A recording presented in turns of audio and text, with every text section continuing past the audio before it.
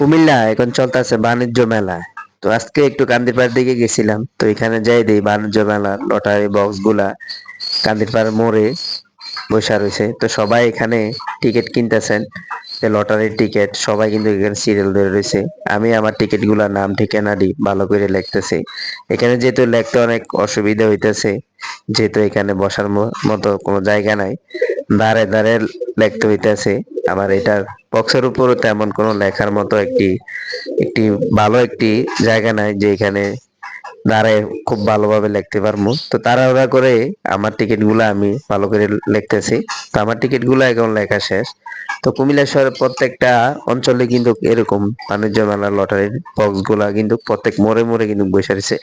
তো সবাই অনেক আশা ভরসা নিয়ে কিন্তু এই টিকিট গুলা ধরতেছে, যাতে সবাই যাতে পুরস্কার পায়। তো পুরস্কারের ভিতরে আছে মোটর সাইকেল আছে, ফ্রিজ আছে, তারপরে মোবাইল আছে, আরো স্বর্ণের নেকলেস আছে।